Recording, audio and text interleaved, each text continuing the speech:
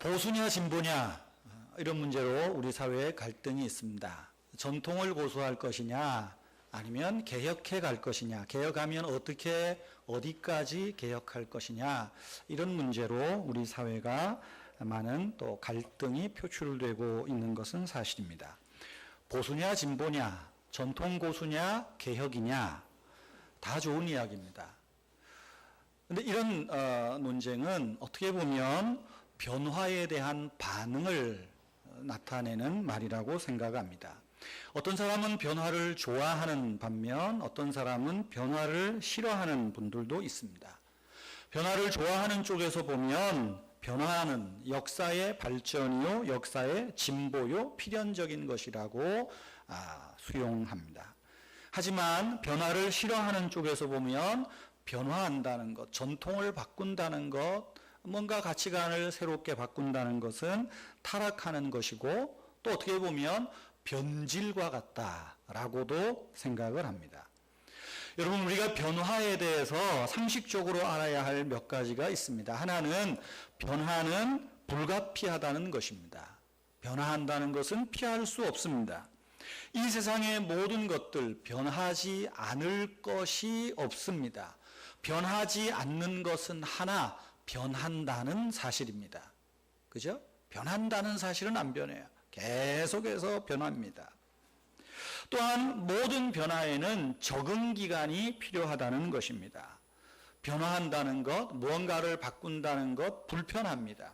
익숙하지 못해서 어렵습니다. 때문에 변화에는 시간이 필요하죠. 그래서 점진적으로 급진적으로 뭐가 바뀌면 아주 오히려 더 큰 혼란이 있죠. 마지막으로 변화에는 반드시 검증이 필요하다는 것입니다. 이 변화가 옳으냐? 혹시 변화가 잘못됐는가? 잘못됐으면 다시 그죠? 또 다른 변화가 있어야 되겠죠. 어떤 사람은 세월이 흐름에 따라서 변하긴 변했는데 추하게 변했습니다. 변했다고 하는데 진리에서 떠났습니다. 그러면 이것은 변화가 아니고 변질이요 타락입니다. 여러분, 예수를 믿으면 구원 얻습니다. 믿습니까? 예수를 믿으면 죄사함을 받습니다. 여러분 믿습니까? 여러분, 예수를 믿고 구원받는다. 예수를 믿고 죄사함을 받는다. 우리의 일상생활에서 이것을 어떻게 적용할 수 있겠습니까? 예수 믿고 그저 적당히 살다가 천당만 가면 되지 뭐 구차하게 혹시 그렇게 예수 믿고 있습니까? 우리가 예수를 믿었기에 구원받고 하나님의 자녀가 되었다는 것은 이제 하나님을 믿는 믿음으로 산다는 것입니다. 믿음으로 산다는 것이 뭘까요? 믿음에 걸맞는 생각과 마음으로 살아가는 것입니다.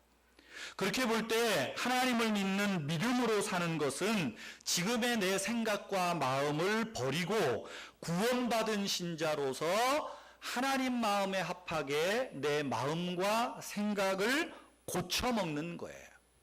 예수 믿는 것은 마음과 생각을 고쳐먹는 것입니다. 그런데 우리는 예수를 믿으면서 어떤 생각을 하나요? 하나님이 내 마음에 맞춰주기를 바랍니다. 부처님이 내 마음에 맞춰주듯이 하나님이 좀 내 마음에 맞춰줬으면 좋겠다고, 주여 내 뜻대로 해달라고 우리는 늘 하나님께 때를 씁니다. 여러분, 믿음 생활한다는 것은 하나님이 내 마음에 맞춰주는 게 아니라 내 마음, 내 생각이 하나님께 맞춰가는 거예요. 그래서 끊임없이 고쳐가는 것입니다. 우리가 마음과 생각을 고쳐먹는 것은 구원 얻는 조건이 아니라 구원의 결과입니다. 내가 예수를 믿고 구원받았기 때문에, 예수를 믿고 하나님의 자녀가 되었기 때문에 아버지의 마음에 맞게 마음과 생각을 고쳐가는 것입니다. 그래서 예수를 믿는 사람마다 아름답게 변화되어 갑니다. 하나님을 떠나 멀리 있던 자녀가 이제는 하나님의 자녀가 되었습니다. 실패자가 승리자가 되었습니다. 도덕적으로 그저 여의치 않게 추한 자로 살던 자가 청결한 자가 되었습니다. 예수를 믿고 보니까 내 성품이 변하고 라이프 스타일이 변했습니다. 사람과 사물을 대하는 자세가 달라졌습니다. 여러분, 그래서 혹 좀 성인이 되어서 느지막이 예수를 믿은 분들, 여러분 오랜만에 예전에 친구 만나면 어떤 소리를 듣나요? 별서는 소리 못 듣습니까? 야, 너 예수 믿는다더니, 교회 나간다더니 달라졌네. 이건 칭찬일까요? 뭘까요? 제가 볼 땐 칭찬입니다. 근데 야, 너는 뭐 예수 믿는다더니 어떻게 똑같냐? 이 말은 뭐예요? 조롱하는 소리입니다. 여러분은 예수 믿기 전이나 지금이나 똑같기를 원하십니까? 달라졌기를 원하십니까? 달라져야죠. 그래서 예수를 믿으면 변화됩니다. 먼저 번에 우리 부안 맞나요? 김제 장례식 갔다 오는데 옆에 앉은 어느 집사님이 교회 처음 나올 때 저와 지금의 저가 많이 달라진 것 같대요. 기분이 좋습니다. 어떻게 달라졌어요? 그랬더니 아주 까랑까랑하고 아주 좀 욱하던 것 같은데 아주 유해지신 것 같다고. 제가 생각해도 많이 유해졌습니다. 아직 욱해서도 있지만 예수 믿으면 달라지는 거예요. 변화되는 거예요. 예수 믿고 변화되지 않으면 문제가 있는 겁니다. 좋은 의미로 예수 믿고 변화되기를 바랍니다. 여러분, 변화에 있어서 가장 중요한 게 뭘까요? 생각입니다. 그런데 생각만큼 변하기 쉬운 게 어려운 것은 없습니다. 한번 내게 주입된 생각은 어떤 특별한 이 경우가 아니면 참 바꾼다는 게 어려워요. 내가 변화해야 되는 것을 알면서도 그게 잘 안 되는 분이 있어요. 그래, 나도 알아. 근데 나는 못하겠어. 그러니까 조금 누가 뭐 이렇게 저렇게 좀 하면 불편한 거예요. 그래, 나도 변해야지. 그런데 막 속이 상한 거예요. 안 좋은 거예요. 불편한 것입니다. 우리의 생각 중에 우리를 불편하게 하는 생각들이 몇 개 있습니다. 하나는 고정관념이라는 것이 있죠. 마음속에 굳어져서 변하지 않는 겁니다. 변하지 않는 겁니다. 이건 이렇게 해야 되고 저건 저렇게 해야 되고 탁 변하지 않는 거예요. 또 선입견이라는 게 있어요. 내가 경험해 보지도 않았는데 미리 예단하는 것입니다. 이건 이걸 이래야 돼. 저건 저래야 돼. 탁 예단해 버려요.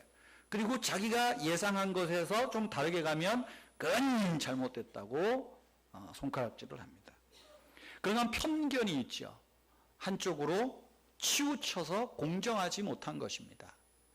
이건 뭐 비슷한 이야기지만 다 이렇게 우리말에는 좀 차이가 있을 수 있습니다. 박웅현이라는 그 카피라이터, 유명한 사람이 있습니다. 그분의 책에 보면 그런 얘기가 있어요. 자기가 이제 미국에 유학을 갔는데 유학을 가서 이제 딱 강의실에 설레는 마음으로 딱 들어갔습니다. 들어갔는데 시간이 되니까 시간에 이제 강의 시간 임박해서 어떤 60대 아주 노신사가 두꺼운 책을 한 5-6권 들고 탁 들어오더래요. 그래서 저분이 교수님인가 보다. 근데 이분이 탁자에 안 서고 와서 자기 옆자리에 앉더랍니다. 이건 뭔 일이지? 조금 있다가 30대의 새파란 사람이 하나 청바지 차림에 똘레똘레 들어와서 강당에 탁 서더니 내가 프로페서 황이라고 아마 중국 교포였던 것 같아요. 내가 황 교수라고 깜짝 놀랐답니다. 자기는 교수 그러면 그 세계 유명한 교수 그러면 좀 나이도 있고 머리도 저처럼 좀 샥하고 말이죠. 뭐 이래야 될 것 같은데 노신사가 와서 그것도 교수 같은 책 들고 가지고 물어봤대요. 연세가 많으신 것 같은데 어떻게 이렇게 그 나이에 공부하십니까? 그랬더니 이분이 지오그래픽 그 잡지 있죠. 거기 편집장이랍니다. 근데 그 일을 하려다 보니까 도무지 배우지 않으면 안 되겠다 싶어서 늦은 나이에 다시 공부하려고 왔다는 거예요. 그래서 그랬대요. 나의 선입견은 교수는 이래야 되고 학생은 어려야 되고 젊어야 되고 거기서 자기가 깨달았다. 뭐 이런 그 이야기가 뭐 책에서 한번 본 것 같아요. 이런 어떠한 부분들이 있습니다. 이것이 어떻게 보면 우리의 마음을 어느 하나에 딱 붙들어 매는 거죠. 고정관념, 선입견, 편견은 어떻게 보면 아름다운 변화를, 좋은 변화를 가로막는 요인입니다. 고정관념이나 선입견이나 편견은 논리도 없고 객관성도 없습니다. 그래서 이런 분들을 보면 마음에 여유가 없어요. 뿐만 아니라 이런 분들을 보면 마음에 자유함이 없습니다. 오로지 자기의 생각, 이거를 관철시키려고 해요. 그러나 우리가 생각을 조금 바꾸면 여유가 있습니다. 생각을 바꾸면 수용적이 됩니다. 생각을 바꾸면 사물이 달라 보일 수 있습니다. 변화를 수용해 가는 거죠. 그럴 때에 마음적으로는 어때요? 자유함을 누릴 수가 있다는 거예요. 오늘 우리가 읽은 이 말씀을 보면 우리가 생각을 바꿈으로 자유를 누리고 생각을 바꿈으로 변화에 유연하게 그 변화를 수용하게 되는 이 놀라운 일들을 오늘 말씀을 통해서 볼 수 있습니다. 사랑하는 성도 여러분, 우리가 우리의 삶의 여유와 자유로움을 위하여서 또 우리의 삶의 아름다운 변화를 위하여서 어떻게 우리의 생각을 바꾸고 또 어떻게 우리가 생각의 훈련을 좀 해볼 수 있겠습니까? 첫째는 형식과 제도주의에 빠지면 곤란합니다. 형식은 필요합니다. 제도도 필요합니다. 그러나 그것이 형식주의와 또 제도주의가 되면 곤란합니다. 제일 위험한 건 이즘, 뭐뭐주의, 이거 붙으면 사람이 거기에 속박당해 버리고 말죠. 소위 율법주의자가 되고 맙니다. 그건 보면 나는 원칙론자다. 원칙을 중시한다. 원칙을 중시해야 됩니다. 그러나 자기가 세운 원칙이지 그게 뭐 공동체가 세운 원칙이고 뭡니까? 자기가 세운 원칙, 이게 법이 돼가지고 요대로 안 하면 정죄하고 요대로 안 하면 손가락질하고 이건 곤란한 거예요. 원칙보다 중요한 것은 어떻게 보면 상식입니다.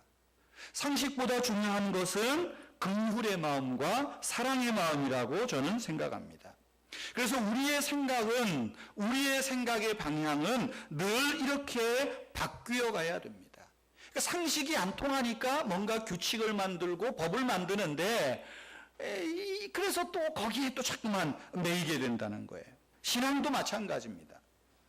죄송한 얘기지만 오래 믿음 생활하고 오래 교회 생활을 하면 오히려 그것이 더 신앙생활에 위험할 수도 있다는 거예요. 본질은 남지 않고 형식과 제도만 남기 때문에 그렇습니다. 그래서 형식주의, 제도주의에 빠지게 돼요. 여러분, 그렇게 되면 본질 위에 마치 뱀이 꽈리를 틀고 앉아있는 것처럼 이 본질 위에 형식이, 제도가 탁 꽈리를 틀고 앉아서 본질을 이거를 눌러버리고 있다는 것입니다. 여러분, 오늘 본문 말씀 보세요. 바로 이 비본질적인 것, 형식과 제도에서 어떻게 빠져나와야 되는가, 이 말씀들을 오늘 우리에게 주고 있어요. 오늘 우리가 11장을 읽었지만 이 말씀은 9장 22절부터 사실은 쭉 연결된 말씀입니다. 10장 9절에부터 나온 말씀이 또 한번 반복되는 말씀이 오늘 또 본문 4절 이하에 나오는 내용이에요. 9장 22절부터 보면 베드로가 요즘으로 하면 예루살렘 교회, 모 교회의 담임 목사와 같은 그런 분 아닙니까? 근데 이제 흩어진 사람들이 가서 교회를 세우고 거기에 많은 사람들이 예수를 믿는다는 이야기를 듣고 이제 이웃 지방으로 다니면서 신방을 하고 교회를 시찰하러 이렇게 한번 이제 떠나게 되죠. 9장 22절에 보면 베드로가 루다라고 하는 지방에 갔더니 거기에도 예수 믿는 사람이 생기고 교회가 생기고 아주 아름다운 일이 있어요. 그런데 그 루다에 애니야라고 하는 분이 그만 중풍이 걸려서 오랜 기간 고생을 합니다. 교회가 기도하고 베드로가 거기를 들어갔어요. 그래서 어떻게 하나요? 예수 그리스도의 이름으로 기도하고 예수 그리스도의 이름으로 명하노니 내 병에서 상을 들고 일어나라. 그래서 애니야가 고침을 받아요. 그 다음에 요빠라고 하는 지역으로 또 갑니다. 요빠에 갔더니 요빠에 아주 소문난 선행을 많이 하고 구제를 많이 하고 교회에 많은 어려운 사람들에게 옷을 지어주고 했던 이 도르가, 다비다라고 하는 분이 있는데 이분이 병에 걸려서 시름시름 앓다가 돌아가셨어요. 교회적으로 얼마나 손해입니까? 아직은 도르가가 해야 할 일이 많은데, 이분이 해야 할 일이 많은데. 그래서 어떤 사람들은 와서 도르가가 지어준 옷을 가지고 와서 베드로에게 이분이 우리에게 이런 일을 했습니다. 베드로의 마음이 얼마나 짠했겠어요. 그래서 도르가의 집에 들어가서 그 시신을 앞에 두고 기도합니다. 하나님이 은혜를 주셔서 숨이 끊어진 도르가가 다시 살아나는 역사가 일어나요. 그리고 이제 베드로가 요빠 시내의 무두장이 시몬의 집에 들어가서 유숙하게 됩니다. 그런데 거기에서 지난주에도 잠깐 말씀을 드렸지만 베드로가 기도를 하는데 환상을 보게 되죠. 오늘 4절 이하에 나오는 말입니다. 하늘에서 큰 보자기에 육해공군의 동물들이 쫙 내려오는데 하늘에서 소리가 나는 거예요. 이것을 먹어라. 베드로가 어떻게 말합니까? 오늘 본문에도 나오죠. 4절에 보니까 8절에 보니까 내가 이르되 주님 그럴 수 없습니다. 내가 깨끗하지 않은 것 속된 거나 깨끗하지 않은 것은 결코 내 입에 들어간 일이 없습니다. 이렇게 얘기를 해요. 그러니까 또 하늘에서 음성이 납니다. 9절 말씀을 보니까 내가 하나님이 깨끗하다 한 것을 네가 속되다 부정하다 말하지 말라. 이런 일이 3번 반복돼요. 그러니까 10장에 보면 베드로가 이 일을 가지고 이 환상이 무슨 뜻입니까? 계속 고민하고 기도하는데 마침 고넬료가 보낸 사람이 세 사람이 그 무두장이 집에 와서 베드로를 찾는 거예요. 여기에 베드로라는 분이 있습니까? 우리 집에 고넬료라고 하는 백부장이 찾습니다. 왜 찾느냐? 당신을 통해서 예수님의 말씀을 듣고 싶어 합니다. 하나님의 말씀을 듣고 싶어 합니다. 이 말을 딱 듣고 베드로가 이제 해석이 된 거죠. 내 생각에는 이방인은 속된 사람이요. 이방인은 불결한 사람이요. 그런데 이 이방인이 나를 초청해서 예수님의 말씀을 하나님의 말씀을 듣고자 한다. 이 일을 위해서 하나님이 내게 환상을 보여주셨구나. 그리고 고넬료의 집에 따라가죠. 들어갔더니 어때요? 고넬료는 또 그렇게 말합니다. 성령이 내게 말씀하시기를 천사가 내게 말씀하시기를 요빠에 있는 베드로라고 하는 시몬을 청하라. 그리하면 그가 너와 내 온 집이 구원받을 말씀을 그가 너에게 말해줄 것이다. 그래서 내가 당신을 초대했습니다. 아이고, 그랬더니 베드로가 얼마나 할렐루야입니까? 그래서 예수님의 말씀을 전하죠. 10장 후반부에 쭉 나옵니다. 쭉 말씀을 전하니까 사도행전 2장에서 일어났던 성령의 역사가 동일하게 나타나는 거예요. 베드로는 깨달았죠. 내 생각에는 이방인은 구원받지 못할 줄 알았는데 이방인이 구원을 얻는다. 이방인도 성령을 받는다. 빨리 예루살렘에 가서 이 기쁜 소식을 전해줘야 되겠다. 그리고 이제는 우리가 유대인뿐만이 아니라 이방인에게도 복음을 전해야 되겠다. 이 설레는 마음을 가지고 이제 준비하고 있어요. 근데 항상 발보다 말이 빠르잖아요. 말이 빨라요. 그러니까 이 베드로가 이방인 고넬료의 집에 들어가서 설교한 것도 모자라서 설교만 했겠어요? 음식도 먹지 않았겠어요? 거기서 이방인들하고 같이 밥을 먹어? 그게 도대체 우리 제도, 우리 형식에 맞지 않는 일을 했다. 그러니까 사람들이 자꾸만 이제 속이 상하기 시작한 거예요. 그러던 차에 베드로가 예루살렘에 왔습니다. 그래서 오늘 본문 2절, 3절에 보면 어떻게 말해요? 베드로가 예루살렘에 올라갔을 때에 할례자들이 1절에 보면 그 할례자는 사도, 베드로의 동생도 있을 거고요. 베드로를 통해서 전도받았던 사람도 있을 거고요. 사도와 형제들이 베드로를 비난하여 말합니다. 3절에 말하죠. 어찌하여 당신이 무할례자의 집에 들어가 함께 먹었습니까? 이야기하는 거죠. 입에 거품 물고 이야기하는 겁니다. 요즘으로 말하면 제가 스님하고 어디 가서 탁 밥을 먹고 있는데 여러분들이 저를 봤어요. 목사님! 목사가 돼가지고 스님하고 밥을 먹을 수 있어. 중하고 똑같은 거예요. 밥 먹을 수 있어요, 없어요? 여기는 굉장히, 근데 이쪽은 아닌 것 같아. 있어요, 없어요? 있습니다. 그죠? 또 제가 또 스님이라 그랬다고 또 시험 받을라. 무슨 스님이요? 중이지. 좀 좋게 얘기해 주면 어때요? 예. 그런 거예요. 어떻게 목사님이 그럴 수 있습니까? 뭐 김조광수, 동성 내가 그 친구하고 만약에 앉아서 밥을 먹었다. 목사님, 그 더러운 놈하고 먹을 수 있어요. 왜 먹을 수 있죠? 내가 만나서 좀 하나님 이 사람 좀 회개하고 남자 버리고 여자하고 결혼하게 해주시오. 그럴 수 있잖아요.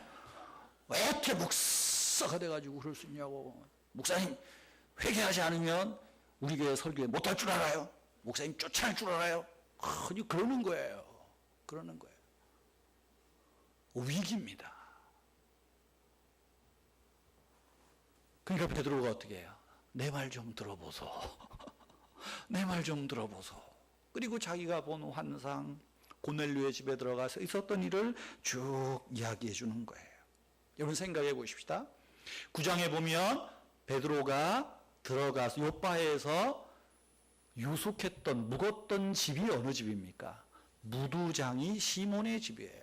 무두장이라는 말은 요즘으로 하면 백정이에요. 가파치기라고 그럽니까? 짐승의 가죽으로 가방 만들고 옷 만들어서 파는 사람입니다. 유대인의 제도, 율법에 보면 어때요? 죽은 사람이나 시체를 만지지도 말 것이요, 가까이 하지도 말 것이요, 그런 사람과 어울리지 말라고 그랬어요. 근데 지금 이 사람들이 그거는 빼요. 왜 뺐을까요? 베드로도 그런 마음이 있었을 거예요. 내가 요바에 와서 이 좋은 일을 했는데 자기를 초대한 사람이 무두장이에요. 베드로가 얼마나 고민됐을까요? 베드로도 유대인이잖아요. 유대인의 제도가 있고 형식이 있고 율법이 있는데 내가 들어가야 됩니까? 말아야 됩니까? 고민하는데 한 가지 해결이 생겼어요. 그도 유대인이라는 거죠. 유대인이 구원 얻는다. 괜찮다. 유대인이 예수 믿고 복 받았다. 괜찮다. 그러니까 그거는 넘어갔어요. 그런데 문제는 뭡니까? 이방 사람이에요. 할례 받지 않은 사람이에요. 자기들 생각에는 유대인들만 구원 얻을 줄 알았는데 세상에나 이 할례 받지 않은 이방 사람, 그것도 자기 나라를 압제하고 있는 그 사람의 집에 들어가서 음식을 먹고 설교하고 세례를 베풀고 이 말이나 될 법한 소리냐? 그럴 수 있어요. 베드로인들 안 그랬겠어요? 베드로의 고민이 뭡니까?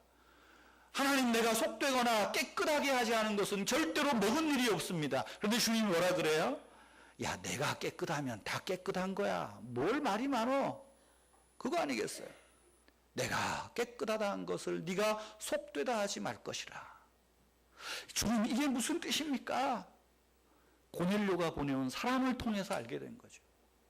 그리고 고넬료의 집에 들어갔더니 천사가 내게 당신을 초청해서 당신이 나와 내 집이 구원 얻을 말씀을 말하겠다고 알려주었습니다. 그래서 내가 사람 보냈습니다. 우리에게 구원 얻을 말씀을 주시고 예수님에 대한 말씀을 주시오. 듣겠습니다. 그리고 친척들, 형제들 다 불러놓고 앉아있잖아요. 어떻게 했어요? 베드로의 생각이 바뀐 거죠. 내가 이제까지 고집해왔던 제도, 형식, 이것보다 더 중요한 것이 하나님께서 영혼을 살리는 일이요 사람을 살리는 일이라 깨달았던 거죠. 우리나라에도 그런 일들이 있었습니다. 1892년에 32살 된 미국의 무어라는 선교사님이 우리나라에 들어왔습니다. 물론 1884년에 이제 언더우드를 통해서 공식적으로 들어오고, 그리고 이제 한 7, 8년 후죠. 무어 선교사가 들어와서 소공동 롯데호텔이 있는데 거기가 옛날에는 곤당골이라고 했답니다. 그 곤당골에 교회를 세웠어요. 두 번째 우리나라의 장로교회, 첫 번째 장로교회가 서울에 광화문에 있는 세문안교회고, 두 번째 교회가 곤당골에 세운 장로교회가 두 번째 곤당골교회입니다. 그리고 곤당골 교회에 예수학당을 세웠어요.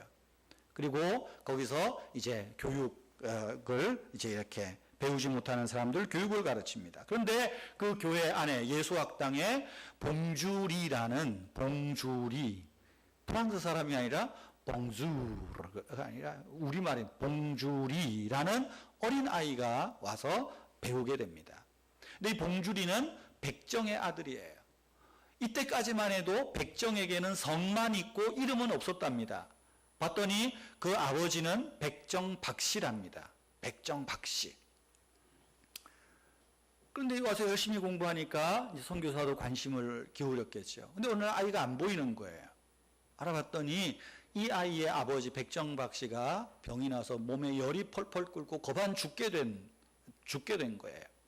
그래서 미국에서 들어와 있는 의료 선교사 에반스라고 하는 선교사가 있었는데, 이분이 당시에 이제 알렌 이후에 이 고종의 주치의를 하셨던 분입니다. 이제 이분을 데리고 백정박씨의 집에 들어갑니다.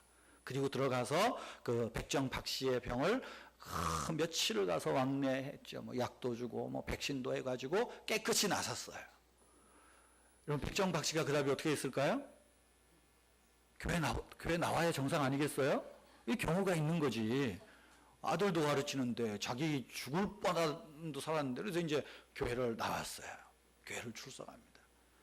그랬더니 또 이 무호 선교사님이 성이 백정박씨니까 박씨 하기도 그렇잖아요. 그래서 내가 당신에게 이름을 지어주겠소. 봉춘이라고 합시다. 그래서 박봉춘 이렇게 이름을 지어줍니다. 근데 그때부터 문제가 생긴 거예요. 곤단골 교회에 양반이 제법 많았습니다. 지금 소공동이면 사대문 아니잖아요. 이 양반들이 기분이 나쁜 거예요. 아니 어떻게 우리 양반이 저 백정놈하고 같이 한 곳에 있을 수 있나. 그래서 마음이 불편해요. 그래서 이제 이 양반 교인들이 뭐 상인 교인들이 선교사님을 찾아옵니다. 선교사님, 그래도 그렇지 우리 여기 양반이 있는데 백정이 있을 수 있느냐고.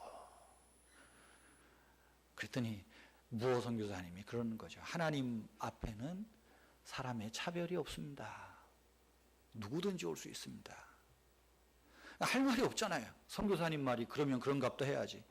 그래서 또 얘기를 해요. 선교사님이 그러면 저 백정박씨 자리를 저 제일 뒷자리로 하고 우리 양반 자리는 좀 앞쪽으로 합시다. 그랬더니 또 말합니다. 하나님 앞에는 모든 사람이 다 평등합니다. 똑같습니다. 당신도 하나님 자녀고 백정박씨도 박봉춘 씨도 박성춘 씨도 하나님 자녀요. 똑같습니다. 교회에서는 차별하면 안 됩니다. 하나님 앞에 우리는 다 하나님의 자녀입니다. 말이 안 통하는 거예요. 그러니 어떻게 하겠어요? 양반님네들이 좋다. 우리가 안 나오면 교회 되나봐라. 그래가지고 양반님들이 교회를 홍문동 교회를 개척합니다. 홍문동 교회를. 그리고 그 다음에 또 이제 종로가에 가면 연동교회가 있어요. 연동교회도 그런 일이 있어가지고 양반님네 교회 안국동에 안동교회를 또 개척해요. 근데 거기는 끝까지 갔어요. 두 개가 나뉘어져가지고. 근데 이제 이 홍문동 교회를 세워놓고 보니까 당시는 선교사들도 많지 않은데 누가 설교를 해줍니까? 가르쳐 줍니까? 답답하잖아요. 몇 개월 지나다가 안 되겠다. 다시 합쳐야 되겠다. 그래서 무호 선교사님을 찾아옵니다. 우리가 잘못했습니다. 나도 하나님 자녀고 그 사람도 하나님 자녀인데 내가 차별해서 잘못했습니다. 어떻게 하면 좋겠습니까? 그러니까 또 그분들 자존심을 세워주기 위해서 무호 선교사님이 그러면 이 곤당골 교회와 홍문동 교회 둘을 합칩시다. 그래서 교회 이름을 합치면서 홍문석골교회 이렇게 바꿨어요. 당시에 100여 명 정도 교인이 나왔는데 30명이 백정이 된 거예요. 그러니까 양반인들이 나가니까 이 백정 박성춘 씨가 얼마나 열심히 전도했겠어요. 근데 끼리끼리 논다고 누굴 전도해요? 백정을 전도하는 거예요. 근데 또 이 합쳐보니까 더 한 사람 때문에 시작됐는데 이제는 백정이 30명 되니까 얼마나 황당하겠어. 그래도 뭐 머리 숙이고 왔으니까. 홍문석골교회가 지금 어디에 있냐 하면 허리우드 낙원상과 옆에 가면 인사동에 승동교회가 있습니다. 그 승동교회가 홍문석골교회입니다. 3.1운동 할 때도 거기에서 뭐 날 있고 그랬는데, 그래서 승동교회예요. 아주 굉장히 유명한 교회입니다. 혹시 인사동을 가시면 인사동 거리만 가지 마시고 승동교회도 한번 들어가 구경하시면 좋습니다. 뭔 얘기하다 이게 나왔나? 그래요. 예. 그렇게 해서 승동교회가 근데 중요한 게 있어요. 이제 교회가 어느 정도 이제 교회 장로님을 세워야 될 거 아니에요. 1호 장로가 누가 됐을까요? 백정 박성춘 씨가 장로님이 됩니다. 그리고 두 번째 장로님이 누가 될까요? 왕족, 왕세손인 이재형이라는 분이 그 교회에 나왔는데 왕족이 또 장로가 됩니다. 근데 투표 표수는 백정이 조금 더 나왔는가 봐요. 생각해 보세요.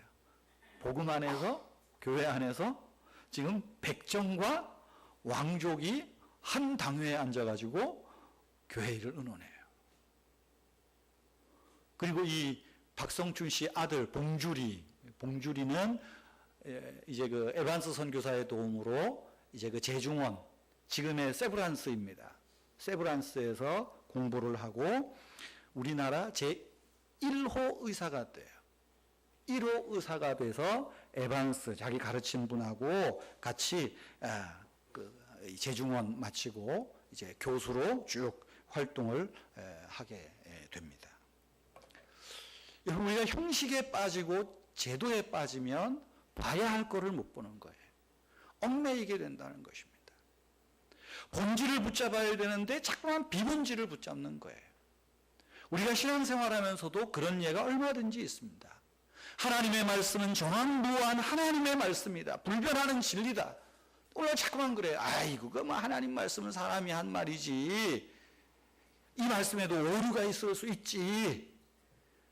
예수 그리스도의 동정녀 탄생, 그런 일이 어떻게 있을 수 있나. 내 이성으로는 도무지 못 믿겠다. 또 그렇게 얘기를 해요. 여러분, 우리의 신앙의 본질, 하나님이 천지 만물을 창조하시고 예수 그리스도가 동정녀 마리아에게서 나시고 십자가에 죽으사 사흘 만에 부활하시고 하늘을 올리우사 다시 심판하러 오신다. 이 본질이에요. 변할 수 없는 거예요. 우리의 신앙의 내용이 본질에 있어야 돼요. 그런데 그 외에는 뭡니까?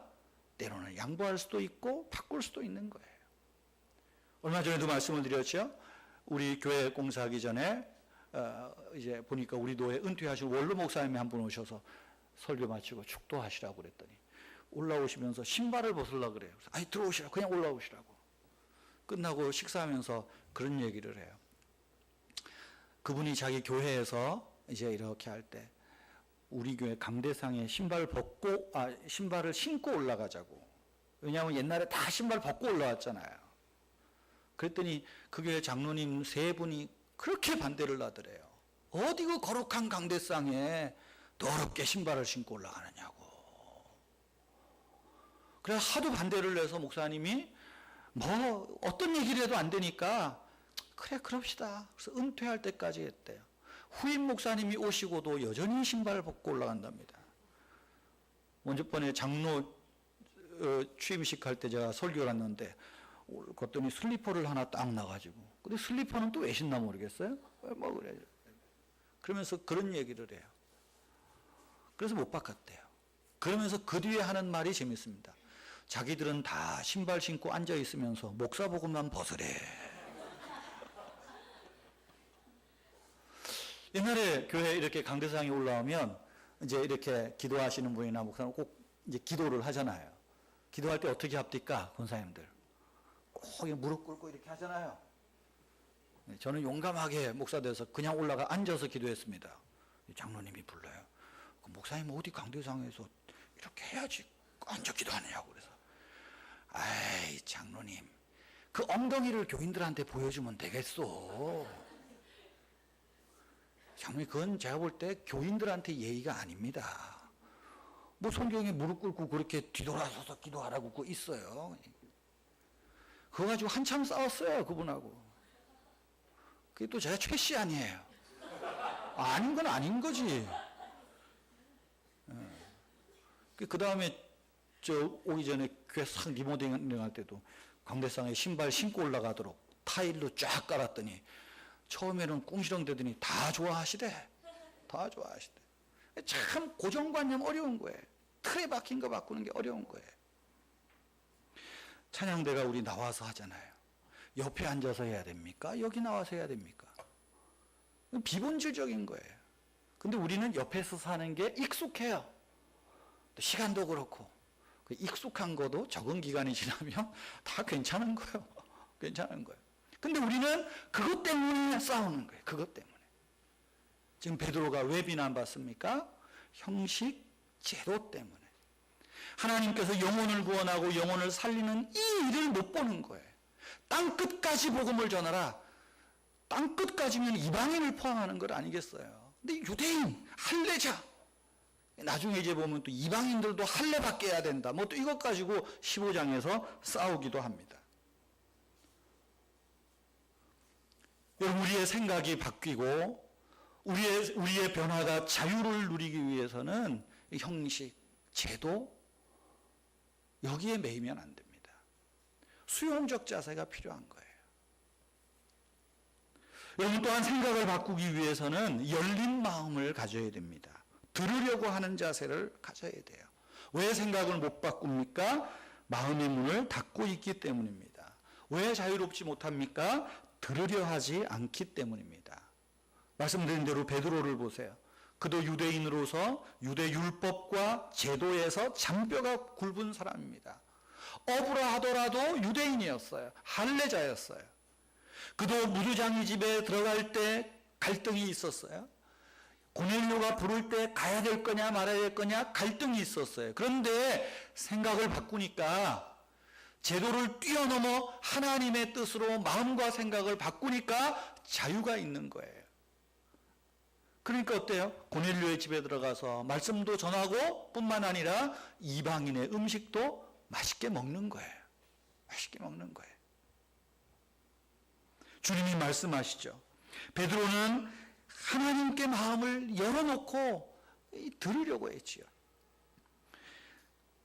주님, 그럴 수 없습니다. 속되거나 깨끗하지 않은 것을 내가 먹어본 적이 없습니다. 주님이 뭐라고 말씀하세요?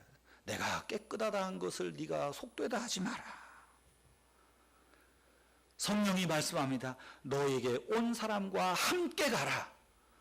오늘 성경에 보시면 12절에 보시면 베드로가 고넬료의 집에 갈 때 6명의 형제를 대동해서 갑니다. 왜 6명일까요? 증인이에요, 증인. 나중에 혹시 이거 가지고 누가 꼬투리 잡을까 봐 증인을 데리고 가는 거예요. 그러니까 베드로 마음도 여전히 편치 못했다는 것을 알 수 있죠. 알 수 있죠.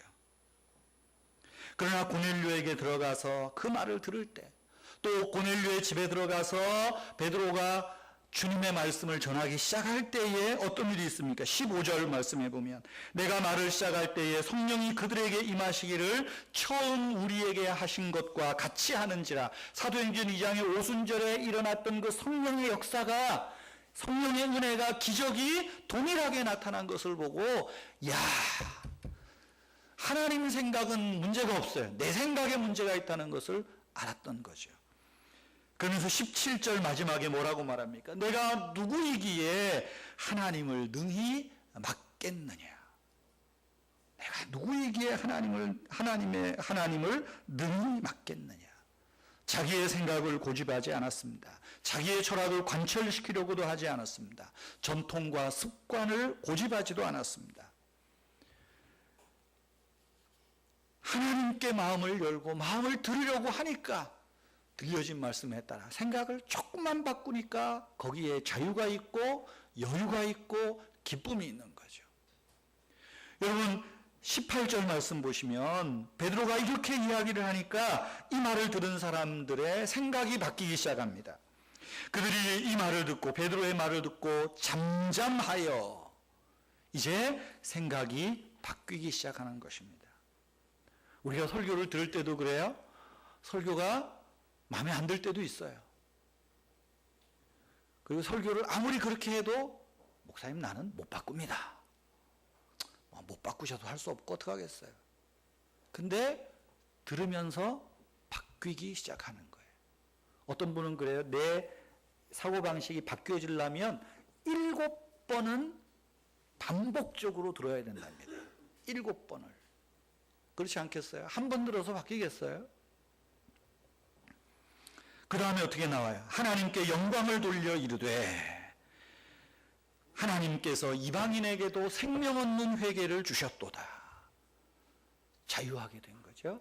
이방인을 수용하게 된 거죠. 이방인을 하나님의 자녀로 받아들이게 된 것입니다. 사랑하는 성도 여러분, 평생을 예수 믿으면서도 생각이 바뀌지 않는 분들이 많습니다. 저 역시 마찬가지겠죠. 평생을 예수 믿으면서도 하나님께로 내 마음과 생각이 바뀌지 않을 때가 많아요. 바른 믿음의 생활은 우리의 마음과 생각을 날마다 고쳐가는 것입니다. 그러기 위해서 하나님 말씀을 듣는 거고요. 그러기 위해서 하나님께 내 마음을 열어놓는 거고요. 뿐만 아니라 이웃들에 대해서도 내 마음과 생각을 열어놓고 바꾸려고. 그래서 누구를 정죄하는 것이 아니라 그도 그럴 수 있는 형편을 이해하고 격려하고 도와주는 그런 자세로 자유함을 얻게 된다는 것입니다. 우리가 예수님을 믿으면서 여전히 유교적 방식, 불교적 방식, 근데 이것 조금 바꾸려고 하면 막 교회 안에서 난리 납니다. 다행히도 저희 교회는 워낙들 저보다 더 오픈되셔가지고 제가 여러분들을 쫓아가기 어렵죠. 사랑하시는 여러분, 뭐가 보수고 뭐가 진보입니까? 본질에는 보수가 돼야 됩니다. 그러나 비본질적인 것에 대해서는 진보가 돼야 돼요. 예수님이 보수입니까? 진보입니까? 어떤 사람은 예수님이 진보주의자다. 무슨 소리야? 예수님은 보수주의자다. 그러면 저는 그러죠. 무슨 소리야? 예수님은 둘 다다. 둘 다입니다. 본질에 대해서는 보수. 그러나 비본질적인 것에 대해서 유연할 필요가 있습니다. 열릴 필요가 있습니다. 그럴 때 우리가 자유가 있고 여유가 있고 평안이 있고 수용의 자세가 있는 것입니다. 사랑하는 성도 여러분, 베드로처럼 들으려 하십시다. 또 베드로의 말을 들었던 초대교회 사도들과 형제들처럼 열린 마음으로 들으려 하십시다. 그럴 때 우리가 이 세상에서 좀 더 여유와 좀 더 자유로움을 만끽하며 사는 하나님의 은혜가 있을 줄 믿습니다.